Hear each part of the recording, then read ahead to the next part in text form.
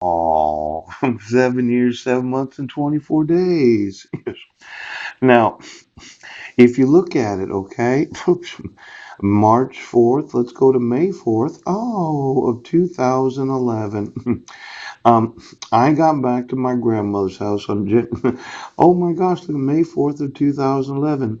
Mine is 12 months. Oh, that doesn't seem right. No, it was 2012. Yes, 9 months, 26 days. Now, you actually issued the permanent protection order, yes, on August 12th. Oh, August 12th. Ooch, ooh, ooh, ooh. August 12th of 2011. August 12th, 2011 would have been 8 months and 22 days that protection order had been enforced. Mhm. Not quite the 9 months necessary to be able to reissue it. Ouch, ouch. But you felt a compunction to have to reissue it after I was arrested? Yes. On May 31st, you reissued it. Mhm. Now, you said that because it was going to expire within the 90 days that you could do that. And as I remember it, it did have to be enforced during the jury trial. Yes, 9 months and 19 days. It seemed like this abduction of my sons, so as to obligate them to be in the family, so they could be in the cult of the which way you know. Poop. You know, I was almost sure that everybody was actresses and actors, and you were all extras, perchance. Pooch. And I just wanted to know, how much did you get paid for the show?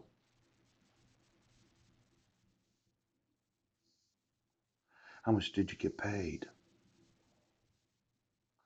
Now, your little family, yes, has been getting paid a lot of money to cover up your destructive business cult of those that are on the payroll that get paid for shows. And when I said remove your fraud, you said we don't have to.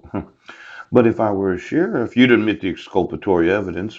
I would have obligated you to remove the protection order because of the false police report on December 31st of 2015. I would have had my sons, yes, from within a week of that arrest. December 31st of 2015. See, when you served me in the Squim Public Library, I kind of did read it. I sent you some emails about how she didn't sign it. My protection, due process protection, was not being enforced. Yes, yes, yes.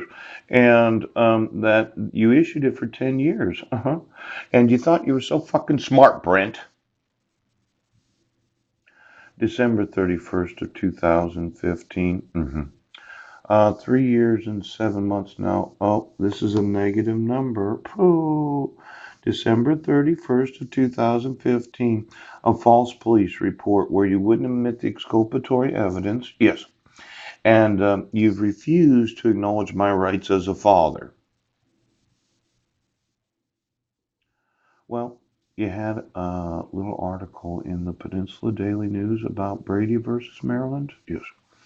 Is there any possibility that you, as a prosecuting attorney's office, feel some sort of liability for refusing to acknowledge that I wasn't in Squim? Right. I wasn't in Brennan? Yes.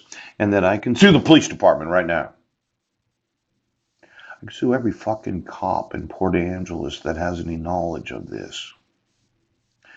Did anybody else read the Peninsula Daily News article about the sheriff that they had to? Oh, is there any sheriff in Clallam County that did read the Peninsula Daily News article that I just put on my Facebook profile?